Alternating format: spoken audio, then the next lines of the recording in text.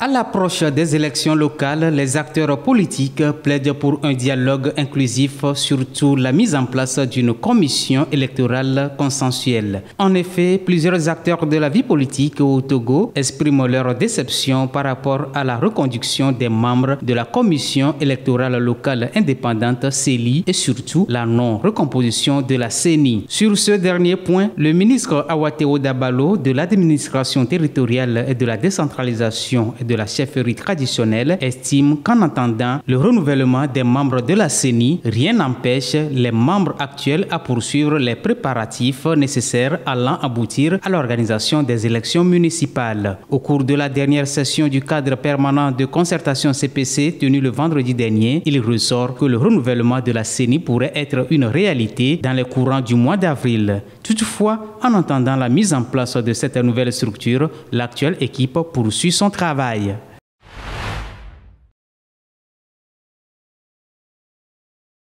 L'intégration financière des femmes est impérative pour le développement socio-économique du continent africain.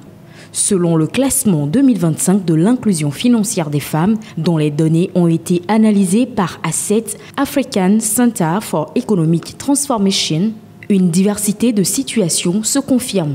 En effet, une analyse comparative des nations africaines en matière d'inclusion financière des femmes met en lumière des disparités significatives. Des pays comme l'Afrique du Sud, le Kenya ou encore la Namibie ayant développé un système financier numérique ont su tirer parti de l'innovation technologique pour étendre l'accès aux services financiers aux femmes.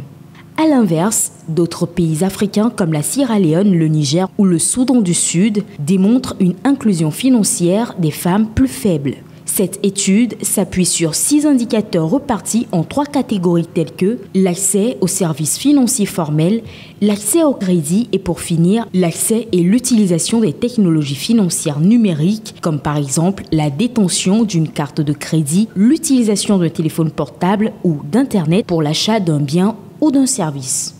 Dans le classement, le Togo se positionne à la 20e place avec un score de 39,2, clairement en dessous de la moyenne. Cette place prouve que le Togo est encore confronté à des défis structurels qui freinent l'inclusion financière effective de sa population féminine. Le pays doit poursuivre et intensifier les réformes visant à lever les obstacles spécifiques rencontrés par les femmes au niveau financier. Notons que si certains ont démontré leur capacité à innover et à mettre en place des politiques efficaces, d'autres doivent redoubler d'efforts en matière d'accès et d'usage des services financiers aux femmes. Rappelons que l'Afrique du Sud est premier du classement avec un score de 94,6 points devant le Kenya qui cumule 86,1 points pour occuper la 2e place du classement.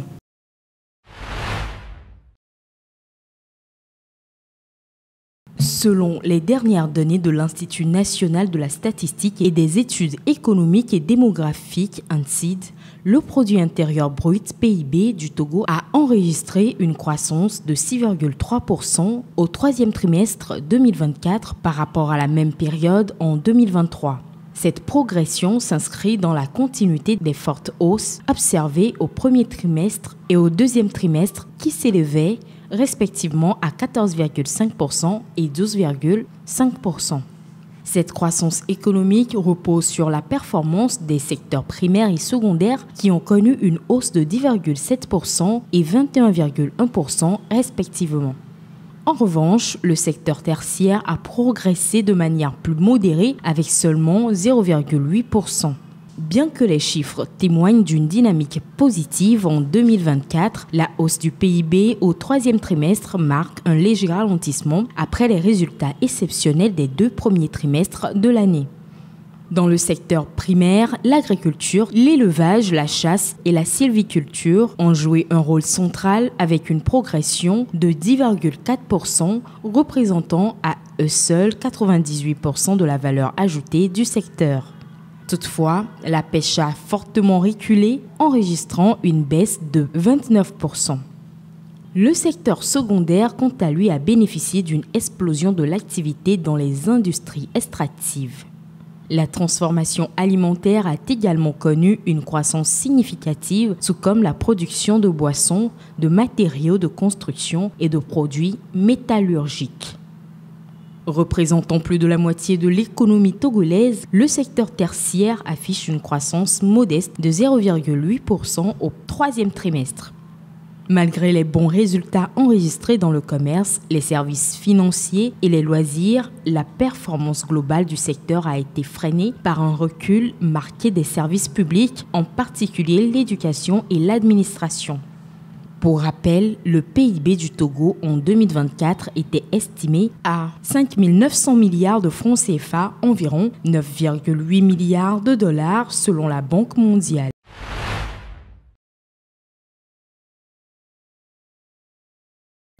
Elles sont le plus souvent victimes de discrimination, de préjugés, de persécutions et d'agressions. Elles, ce sont des personnes atteintes d'albinisme. Le calvaire de ces personnes ont poussé certaines organisations à demander une étude sur les personnes atteintes d'albinisme au Togo. D'après les résultats de cette étude, 0,019% des Togolais sont atteints d'albinisme, avec des disparités entre les régions du pays. Pris sur une échelle de 100 000 habitants, les personnes atteintes d'albinisme sont au nombre de 390 dans la région des Plateaux, et faisant de cette région la plus peuplée par des personnes atteintes d'albinisme. La région des Savanes a la population albinos la plus faible sur toute l'étendue du territoire, avec une population de 200 personnes pour 100 000 habitants. Sur le plan socio-géographique, la population des personnes atteintes d'albinisme est majoritairement jeune, avec 62,78% d'entre elles à n'avoir pas encore atteint les 25 ans. Seulement 11% de ces personnes excèdent les 45 ans. Quant aux adolescents de 1 à 15 ans, ils font 43% de cette population. Malheureusement, les personnes atteintes d'albinisme au Togo ont une activité qui implique une exposition journalière aux rayons ultraviolets sans protection adéquate, précise l'étude. Elle fait noter aussi que plus de la moitié de ces personnes n'ont pas de revenus mensuels et la moitié de ces personnes atteintes d'albinisme sont des femmes. En tout, c'est 1521 personnes qui sont atteintes d'albinisme au Togo en 2024, avec une prévalence de 18,60%.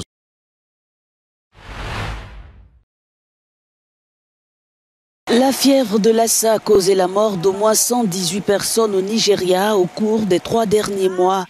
Depuis le début de l'année, l'État d'Ondo, dans le sud-ouest, a recensé plus de 100 cas. À l'échelle nationale, ce sont plus de 500 cas qui ont été enregistrés. Le virus de Lassa s'attaque à plusieurs organes et détruit les vaisseaux sanguins. Dans la grande majorité des cas, les victimes présentent des symptômes bénins, imitant parfois ceux d'Ebola, principalement présents dans les zones rurales. Les rats et autres rongeurs propagent la maladie en contaminant les aliments. Selon l'OMS, le taux de mortalité de la fièvre de Lassa est d'1%. Cependant, il peut atteindre 20% en cas d'épidémie. Chassé de Khartoum par son rival, le général Hamdan Daglo ne renonce pas. Il affirme avoir ordonné un redéploiement stratégique de ses troupes hors de la capitale afin de mieux se préparer à poursuivre les combats contre l'armée régulière soudanaise. La guerre n'est pas terminée, assure-t-il dans un message audio diffusé sur son compte Telegram. Pendant ce temps, le général Al-Bourhan célèbre sa victoire. Ses troupes contrôlent désormais entièrement Khartoum, mais le prix à payer est lourd. En près de 2 ans d'occupation, les forces de soutien rapide ont saccagé des bâtiments gouvernementaux, des musées et des banques. Face à cette destruction, les autorités militaires ont annoncé une levée de fonds pour reconstruire l'État de Khartoum. L'Arabie saoudite a d'ores et déjà exprimé sa volonté d'apporter son soutien. De leur côté, les forces armées soudanaises promettent de reprendre le contrôle des régions du Kordofan et du Darfour, encore sous domination des FSR.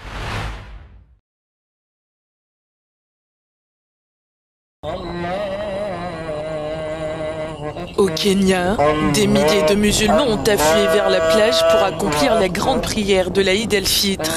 Faute de place, l'imam de la mosquée locale a demandé aux fidèles de prier sur la plage pour célébrer la fin du mois sacré du Ramadan sur les rives de l'océan Indien.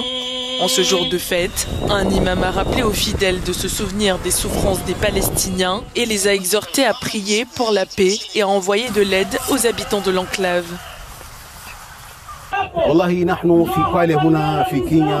Nous célébrons l'Aïd ici à Kwale et au Kenya en général.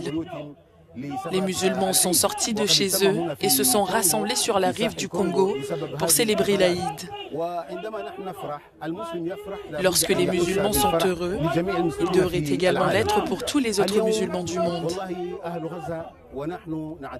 Aujourd'hui, nous sommes fiers de la population de Gaza. Nous leur adressons nos félicitations et nos salutations. Qu'ils se sentent heureux comme nous aujourd'hui et nous encourageons les musulmans à répandre le bonheur et à offrir le plus de soutien possible à la population de Gaza. Dimanche, les musulmans du Kenya ont fait leurs adieux au mois du Ramadan, célébrant une fête de l'Aïd marquée par une grande prière collective et des rassemblements.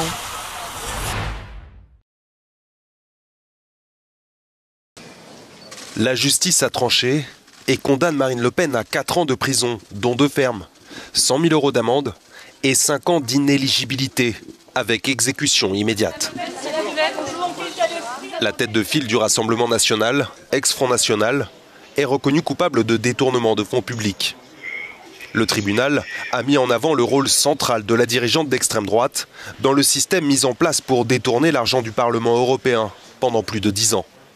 Ce verdict compromet sa candidature à l'élection présidentielle de 2027 et aux prochaines législatives. Clamant son innocence, Marine Le Pen a prévu d'épuiser toutes les voies de recours à sa disposition. Sa défense a annoncé faire appel.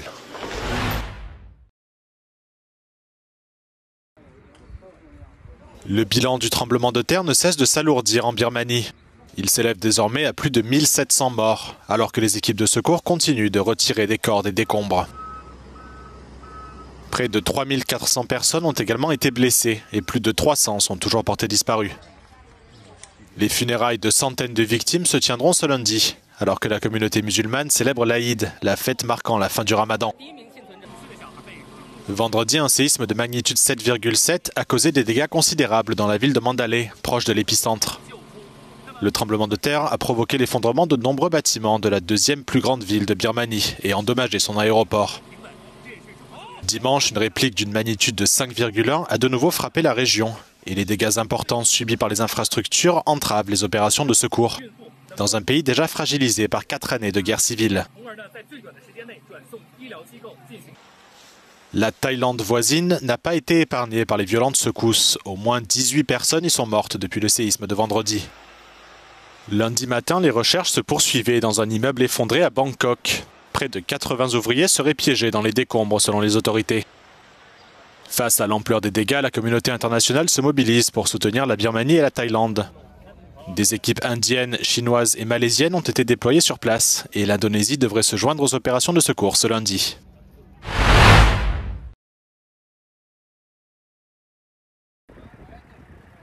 Les corps de 15 secouristes et travailleurs humanitaires extraits ce dimanche d'une fosse commune à Rafah, dans le sud de la bande de Gaza. Le Croissant-Rouge palestinien affirme avoir retrouvé les dépouilles de 8 de ses ambulanciers, de 6 secouristes de la défense civile et d'un employé d'une agence de l'ONU. Un secouriste du Croissant-Rouge reste porté disparu. Une semaine plus tôt, le 23 mars, des soldats israéliens avaient ouvert le feu sur le groupe, alors en intervention. L'armée israélienne a reconnu ces tirs, évoquant un comportement suspect des ambulances et camions de pompiers, dénonçant l'utilisation répétée par le passé de véhicules de secours à des fins terroristes. Vendredi, le chef des affaires humanitaires de l'ONU a dénoncé ces attaques et appelé au respect des principes élémentaires du droit international, alors que les bombardements israéliens ont repris sur Gaza le 18 mars, après 2 mois de trêve.